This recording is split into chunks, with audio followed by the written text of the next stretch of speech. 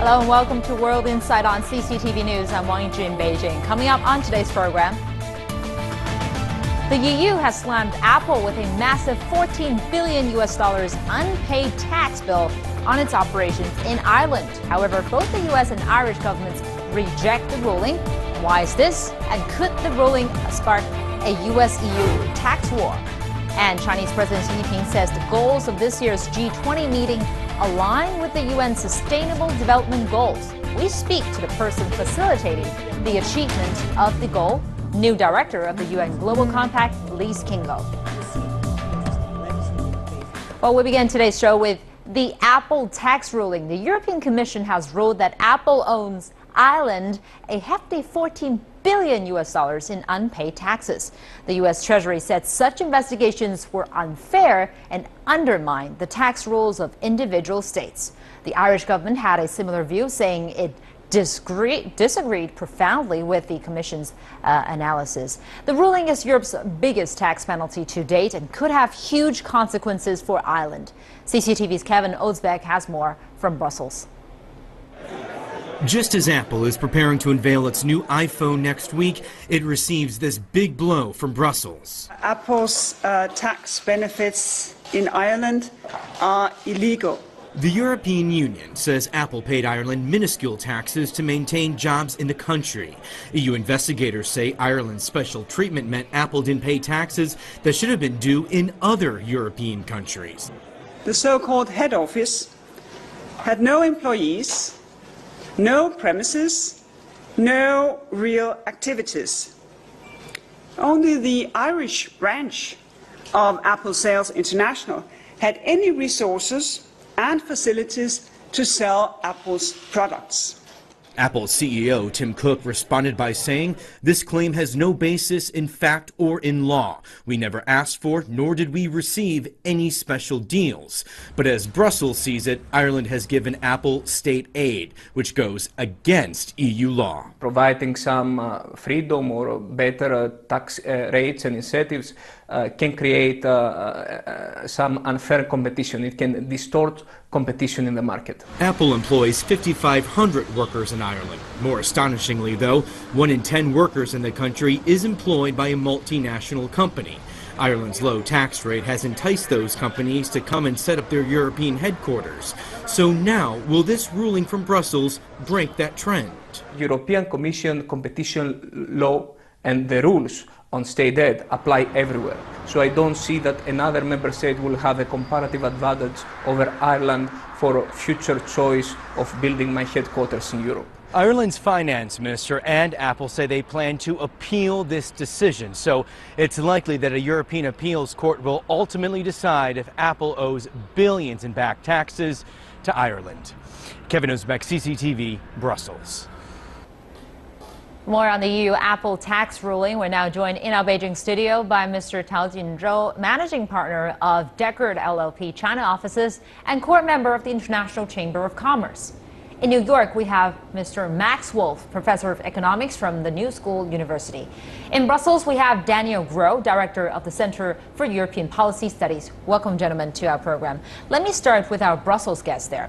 So normally tax evasion is pretty cut and dry. A country has rules on taxes, it has its own regulations, and when a company breaks it, it fine it and bring it back the unpaid taxes. But this time,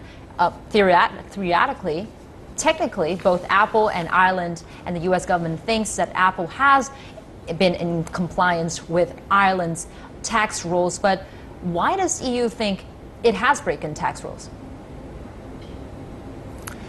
Yes, this is a bit complicated because what the Commission said was not that Apple had broken any rules, but that Ireland had broken EU rules by offering to Apple a deal which is more favorable than it deals with other companies. And that's the key point of the matter. Under European law, the government is quite free to set its own tax rates, but it is in principle not allowed to offer any special deals to enterprises because that would constitute a sort of favor or state aid, which is illegal under EU rules because it would falsify the level playing field. So the key is not what Apple has done, but what the government of Ireland has done in its dealing with this company.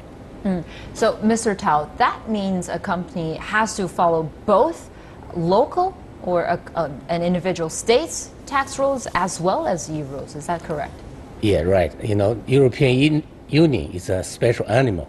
You have a member state, they have the set of rules and the laws, and then you have a European Union's regulation as well. So, as Mr. Guo just mentioned, you know, state aid is prohibited in the European Union according to the EU regulations. But in this case, you know, why Ireland government has any incentive to give a special treatment to a foreign company versus a local company? I think that is a question mark we have to, you know, ask the European Union. So that's something I think is kind of unusual. Normally, state aid were there to support their local company, not to support an American company in their country. But tax avoidance is really a common practice and it's widely exists all over the world. So why can't transfer pricing be considered as legal tax avoidance in this case? I think transfer pricing is not legal, but company can use tax treaties available throughout the world to have a different, you know, structures in different part of the world, so that they can pay less tax. This is legal. You know, it's not a tax avoidance; it's a tax planning. You know, they can plan this according to the tax treaties available. Let me turn to our New York guest there, Mr. Wolf. Can you weigh in on this? Is this legal tax avoidance or tax planning, or what do you think? Yeah, so I think we might have a little bit of a potato here. I think Apple was pretty careful, and they unambiguously did not violate the law as it's presently written. Ireland may have, and I think we're missing some of the key features here. Ireland is a haven for transnational corporations who are there in part, only in part, but in no small part, for the lenient regulatory and tax environment. It's the cornerstone of their economy. Therefore, potentially subsidizing, but giving an attractive relative tax rate to transnational corporations is a huge part of the economy. And what we see here is the European Union is also being asked to do two things: hold together that union and subsidize countries, including Ireland. And if you're subsidizing countries that are moving tax revenues out of other member states and even out of their own member state to the benefit of a transnational corporation, then you, the European Union, are inadvertently subsidizing the non-collection of taxes by a member state, which is a bit of an issue, I think. But I don't think Apple did anything wrong here. And I think the other issue here is, how much is the EU willing and able to regulate member states, particularly in this moment now where international free trade momentum has been hurt and where there are some more question marks around membership in the European Union in the immediate aftermath of Brexit? Let's talk about the aftermath of that. Like you said, possible exit from the European Union later in this program. I want to talk to our Brussels guest there. So, the reason why Ireland is refusing to accept this ruling is pretty obvious, because of a large amount of profit that is generated by these multinationals. So let me quote Ireland's finance minister's words. He said Ireland will defend the integrity of its tax system. So my question is, does the EU have the right to lay its hand on individual countries' tax regulations? Yes, the EU has, if they can show that the countries have used their tax regulation to achieve something else, namely to favor certain companies, basically to give state aid. But you should also keep in mind that in Ireland there's a big division between different parties, because if Ireland were to collect the 13 billion, that would be a huge boost to the public finance situation. It would be equivalent to hundreds of billions of euros for Germany, for example. And therefore, a large part of the Irish... Yes, that is a big amount of money for Ireland, but maybe just in the short term. I noticed our studio guest, Mr. Tao here, you shook your head. Yeah, indeed, it's a lot of money, but the country must think in the middle range and the long run. If they really levy this tax on Apple, they will scale out all the other company, and you have a big employment issue, and for the future income of the country.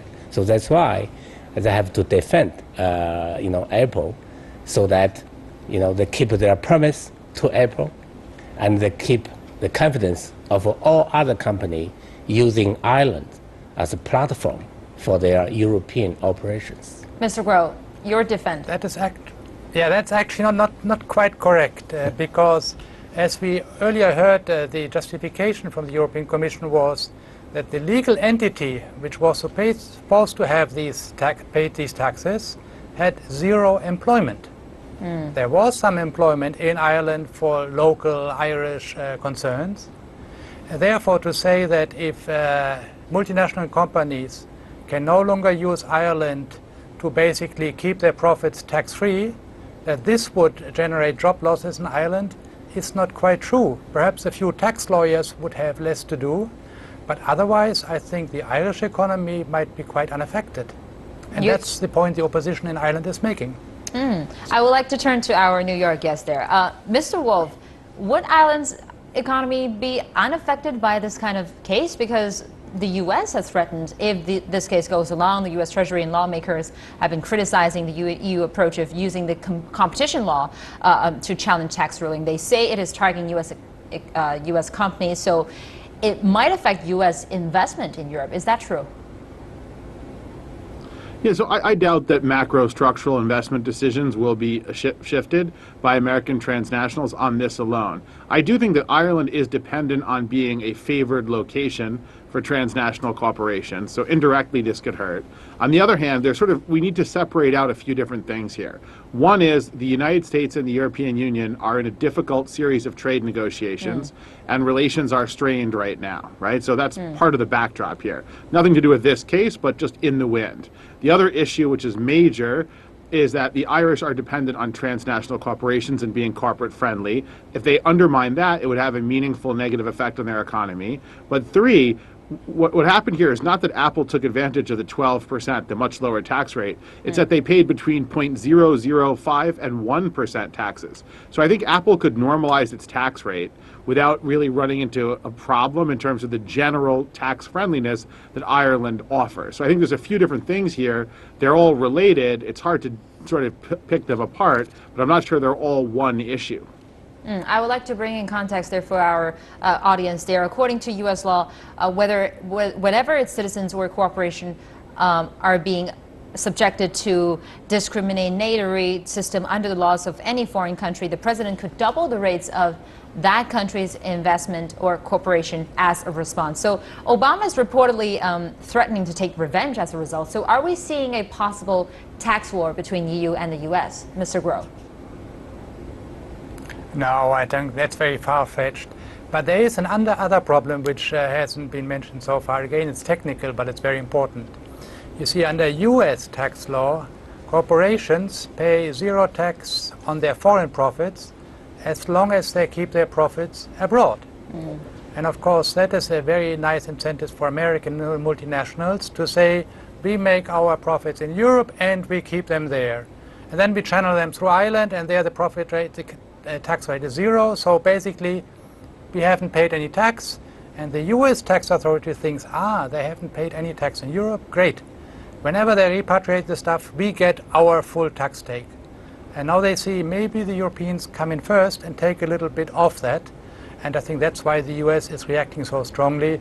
But there's no possibility that there will be a tax war between the EU and the US. Another response from U.S. is that some are calling the U.S. should review its own tax system because a lot of U.S. companies are making a lot of profit overseas and avoid taxes within the U.S. U.S. sovereignty. So, Mr. Wolf, what's your response to this concern? Yeah, so I mean, that concern is unambiguously true, and some of the odd features of U.S. tax law have made this more of a problem. I think also we should keep in mind that the U.S. is a net tax recipient. So if if I'm a transnational corporation and I pay 12% to Germany, and I only have to pay the remainder of the 35% here, the 23%. So the U.S. and EU do sometimes compete for tax revenue. But I do think that U.S. corporations are also the most aggressive users of these tax shelters in Europe. And I think we're at a low moment right now for international cooperation and a high moment for nationalism. And I would remind people, too, that we're in the middle of a pretty nasty and rancorous presidential election season here in which everyone's patriotism is kind of called into effect. And so bluster and threat get you votes in the polls in November, but they don't always or usually become policy after that. Yeah, more tax or less tax is always a debate between the Republicans and the Democrats. Mr. Tao. Yeah, I think because in the world you have a different tax rate, this gives incentive for company to pick this country versus another country. So it's a tax sovereignty of different countries. And the European Union is not supposed to have a power to regulate this kind of issue unless they put into state aid kind of umbrella. So now whether you say whether US and the EU will have a tax war, I don't think so, but certainly this is not good for this transatlantic partnership negotiation. Yeah, the market's response is as calm as yours because Apple shares fell just 82 cents. That's less than 0.8%, and it fell to a price of $106. So the market is pretty calm reacting to this. Mr. Wolf, does that mean that Apple will not pay the fine of 14 billion US dollars? Yeah, so they're definitely going to appeal it. I think that if they do pay it, it'll be way into the future. Probably more meaningfully, we did get some initial announcements or indications this morning in the U.S. that it's possible that Apple will repatriate quite a bit of money next year and pay taxes on that, which is a 35% rate. So I do think that Apple understands that they have about 12% of all the money being held overseas to avoid U.S. taxation is Apple, over $200 billion. So they're going to be under pressure anyway, and they were, to do something about the taxes. And the truth for Apple is it's such a successful corporation that this debate, our coverage among the other coverages of the story, is more dangerous for them than the 12 to $14 billion. So I think ultimately they will pay something. I mean, keep in mind, this is still a company that does $200 billion in sales and $40 billion in profit in a year. That may be nothing for them. And Apple and other multinational firms have been accused of dodging U.S. corporate taxes by going abroad. Now, let's take a look at this. A study says the 500 largest U.S. companies hold more than $2 trillion US dollars in accumulated profits offshore to avoid U.S. taxes. Apple was holding over $180 billion offshore, more than any other U.S. company, and would owe almost $60 billion in U.S. taxes if it tried to bring the money back there. So the study calls on the U.S. Congress to take strong action to prevent corporations from using offshore tax havens. So is that suggestion practical, Mr. Wolf? Yeah, so we've seen it before. Usually what we do is a short-term holiday. Obviously, at long-term, we might want to amend some of our corporate laws. We should keep in mind, though, in this conversation that we do hear a lot about America's 35% headline corporate tax rate, and it is quite high, but the effective tax rate, the average tax rate paid by a major American corporation is about 16%. It's about half of that headline rate. And so Apple never pays 35% on any of its other earnings. There isn't that much reason to think that their legion of creative accountants and tax specialists and lawyers wouldn't be able to reduce the bill a bit, nor would they ever repatriate all the money or have need to at once. But that being said, they probably are going to have to store a little bit less money offshore and pay a little bit more taxes going forward. And probably so are other major tech companies. So the good news for them is their competitors like Amazon and Google probably won't be in that different a circumstance. So you think if the European Commission's ruling prevails, multinational companies like Facebook and Starbucks are expected to start paying a little bit more in the future, Mr. Guo? I think that is the outcome that's most likely. In the end, it's unlikely that the court in Europe will say, yes, Commission, you are fully right, or no, Irish government, you are fully right. There will be some compromise, some exchange at the margin. And then I think, as our New Yorker has said, companies, big, large companies, will want to avoid this kind of negative publicity. So they will come to some agreement that they pay perhaps a little bit more in Europe, repatriate a little bit to the United States, just to calm things down. That is the most likely outcome. Mr. Tao. Yeah. Sometimes you say, it's not reasonable, the amount is outrageous, but it's legal because the U.S. can modify their tax law so that no repatriated profit will be taxable. So Congress can pass this kind of law. So every country needs more tax. But now with 40.5 billion US dollars, I think that's the maximum that the EU can, ask Ireland to collect from Apple. This is according to tax law. Normally, you can retroactively for 10 years for the unpaid tax. But is that the objective pursued by state aid regulations to retroactively for 10 years, or maybe 2 years will be sufficient? So all this are kind of a debate in the future. And also, in this case, if they go to court of first instance, then the European court, it will take maybe 2 years, 5 years, or even more. So that's why there are no immediate reaction from the stock market. But they are in a process of negotiating TTIP, free trade agreement. So if this case really turned out to be ugly, will that affect the two sides' relationship in terms of negotiating the agreement? I see. Yeah, this transatlantic agreement is still at a very early stage. Now with the presidential election in the U.S., people become very pessimistic. Also, you got German minister and the French economic minister all said this negotiation is basically dead. So that's why I'm not optimistic. You're not optimistic. Let's ask our New York guest there. Mr. Wolf, are you optimistic about this agreement? Once there's any kind of agreements settled in the future, will EU lower its tax for the U.S. multinationals? I think one of the things that the recent elections in Europe and the U.S., particularly the U.S., have revealed is there's a loss of free trade favorable opinion in the public here. So I think before the elections, very unlikely. After elections, it will be difficult.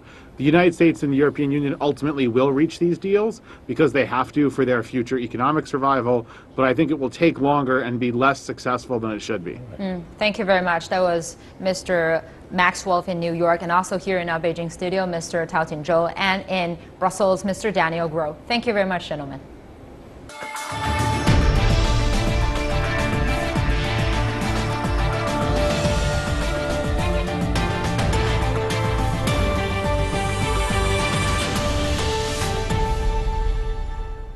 Welcome back. The sustainable development is not only a hot topic in this year's G20 summit, but also a common subject facing mankind in the 21st century. Founded in the year 2000, the United Nations Global Compact has focused on helping support and achieve the Sustainable Development Goals, or SDGs. Earlier, our senior reporter Tian Wei talked to Ms. Lise Kingo, the executive director of the UN Global Compact. She said she has a long-standing passion for sustainability.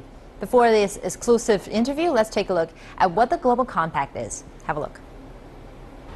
The UN Global Compact is a United Nations initiative aimed at encouraging businesses worldwide to adopt sustainable and socially responsible policies. It also reports on the implementation of these policies. It is a principle-based framework for businesses, stating 10 principles covering the areas of human rights, labor, the environment, and anti-corruption.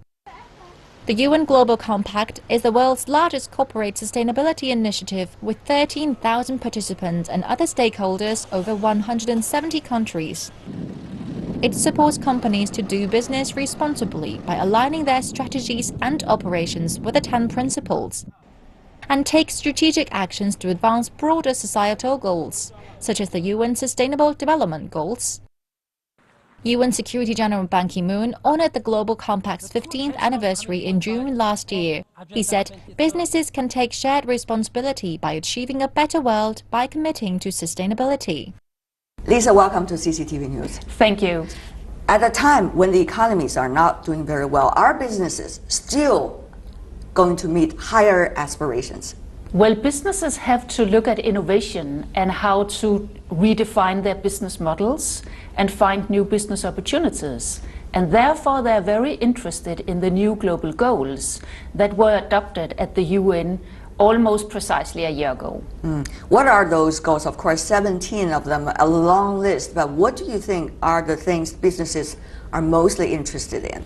The 17 goals set direction for how we can create a better world without poverty, with peace, with a good environment, and with healthy people. And businesses understand that they can operate better in their markets when they are peaceful and when people have jobs and there's good sustainability. But the thing is, we are not lacking of goals at all throughout our human history. The question is how to implement those goals. You got 17 development goals of the UN. You also got 4 key issues of your organization, Global Compact. If I could just name some of them: labor standards, human rights, sustainability, and also anti-corruption. The question is, are the international system up to date in order to implement all of these beautiful goals? I think businesses are very keen to first address the 4 areas that you mentioned, because they realize more and more that it's expected of companies today to run their business in a responsible way, to get a good reputation, and to attract the right employees. In terms of the new goals from the UN, they set a very nice direction for where development investment will go in the coming years. And it's always important for business to know the long-term direction, which makes it easier for them to invest in what they know will be priorities. So when we asked more than 1,000 companies from the Global Compact what they thought about the new global goals, 67% of them answered that they felt the goals will be very important for developing their business in the future. And we asked the CEOs, and they are the ones who set the direction. The G20 meeting this year has a number of huge challenges to deal with: conflict, refugees, economic problems. And I think it's great that the B20 has been created, and I know that the Global Compact Chinese network is active in the working groups. So I think we will see business come up with some very constructive and concrete input to the G20 meeting on how we can actually make changes on the ground that can increase the growth in the world and also the responsibility of business in actually creating this growth. Not only economies are experiencing transformation, but also our geopolitics worldwide is also as well. Therefore, it puts a lot of pressure on companies worldwide to react to this and look for new ways of development. Yes. What do you make of it? I must say, looking at the Global Compact members, they have a very good understanding of what the challenges are and how they can help. Even on the humanitarian challenge that is very dominating and serious across the world, we have many companies contacting us saying, how can we play a role around the refugees or the immigrants? We would like to make a difference. Tell us what to do. What do you think they can do? Well, they can team up with other companies. They can help us finance the problems, but they can also contribute with the knowledge they have, and maybe even with being present in countries that have conflicts. So instead of pulling out, staying in and helping to support a good economy in the country that still has business, because we know that that's the best way of making a country in conflict actually come out of the conflict and having more people stay in the country because they feel that there are new opportunities. Thank you so much, Lisa, for being with us. All the best. Yes, Really appreciate it. Thank you. Yes. President Xi Jinping and President Barack Obama will meet in a few days beside the beautiful West Lake during the 2016 G20 summit in the city of Hangzhou. As two major powers, the relationship between China and U.S. always attracts most of the attention. Our senior reporter Tian Wei recently talked about the bilateral relations with Robert Daly. Mr. Daly is the second director of the Kissinger Institute on China and the United States at the Woodrow Wilson Center. He worked in China for 11 years and has devoted most of his career to China-U.S. relations. Before we go to the interview with him, let's take a look at this summary of the bilateral relationship. An invitation to the West Lake. Chinese President Xi Jinping and U.S. President Barack Obama are scheduled to meet during the 2016 G20 Hangzhou summit. The partnership between China and the U.S. has been described by global leaders and experts as the world's most important bilateral relationship of the century. President Xi pushed the bilateral relationship in 2013 to a new type of major power relations. These relations are defined as no conflicts or confrontations, mutual respect, and win-win cooperation. Recent years have seen frequent exchanges and communications between high-level officials from the two countries. Trade volume has also continued to increase. But the challenges facing China-US relations should not be ignored either. There has been a terminology coming from the Chinese side, which is major power relations. Right. However, both sides have never necessarily fulfilled this terminology with as much content as possible so far. What do you make of it? Well, I think this, Xi Jinping put forward this phrase, new model of major power relations, at Sunnyland Summit with President Obama in 2013. And at the time, President Obama also used this phrase with Xi Jinping.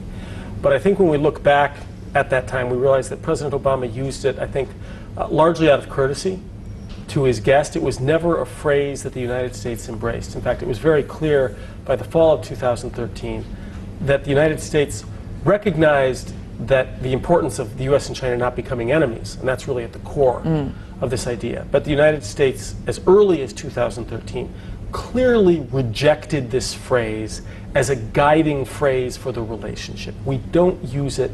We've rejected the phrase. We don't reject all of its premises, but we don't use it. I think we need to drop the phrase and just say U.S.-China relations, which is a perfectly objective phrase that can contain any content you want. Right. What does China want to be? Right. And where is going to be the United States during this process? Or the other way around. What does the U.S. want to be in the future? And therefore, the status of China in that process. What do you think? Well, yeah, the United States is changing too, and right now we are in the early phases of what's going to be a bitterly contested election between Hillary Clinton and Donald Trump. And perhaps more than most presidential elections, these are times at which Americans ask, well, who are we? What are our values? Where do we want to go? So we are changing also, and we'll know what answer the American voters give in November. China, I think it's also an open question. Chinese leaders, like leaders everywhere, speak as though they have a plan, they know where they want to go, and they know how they're going to get there. But they're also riding the culture. They can't manage or direct where the country goes. It's too vast. Not to mention how the world interacts with China during that process. How the world interacts with China. So it's not, this is not, the answer to your question is not one that's going to be managed by leaders. U.S.-China relations is a long-term historical dynamic that neither country controls, in truth, in which China is learning to be a major power despite its instinct for insularity. And the United States adapts to multilateralism and China's rise despite our instinct for preeminence.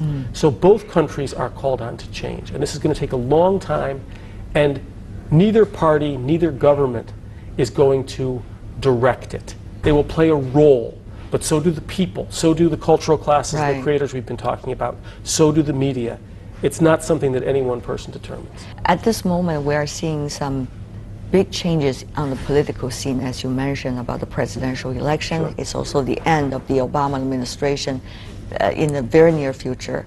And we see usually bilateral meetings between the state leaders could help with a few days to the bilateral relations. And we're going to see another bilateral meeting between the Chinese President Xi Jinping and the U.S. President Barack Obama during his last few days in office, right, during the G20 summit.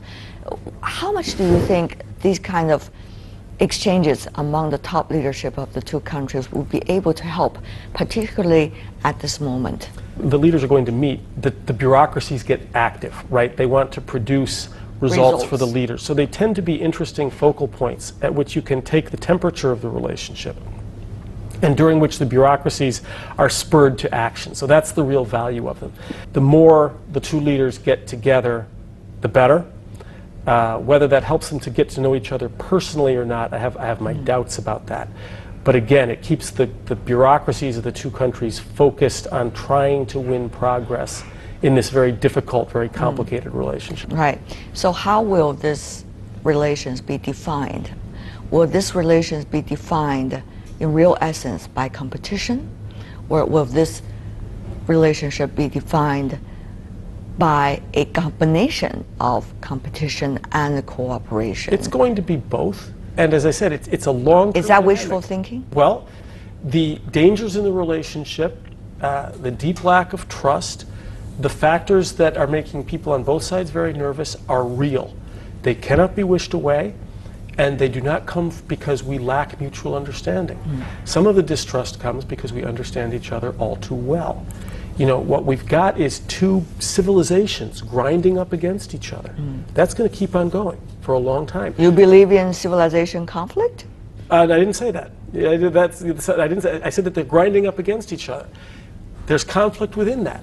But there's also mutual learning, a lot of richness, a lot of excitement within all of that, and there are a lot of chances to work together. There are both. Right now, I would say that the forces of competition and mistrust are probably ascendant, and in some ways are driving attitudes in both countries more than the more positive elements.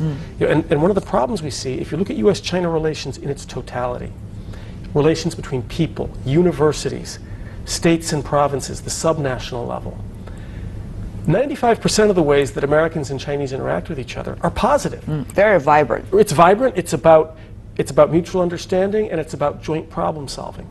The difficulty is there is no translation mechanism between all that positive activity and distrust. It doesn't help. How do we translate the positive experiences, insights, and attitudes to help us solve the security dilemma? There doesn't seem to be an answer to that. It appears to be two separate realms. Such a pleasure, Mr. Daly, to have you here in CCTV. Such a pleasure to see you once again. Thanks for having me. All the best. You too. Well, that's all for today. If you'd like to see more, you can visit our website. Just type World Insight CCTV News into your search engine or check out our YouTube channel. From me, Wang Yizhi, and everyone else here at the World Insight team, thanks for watching, and tune in again next time for more insights from across China and around the world. Goodbye.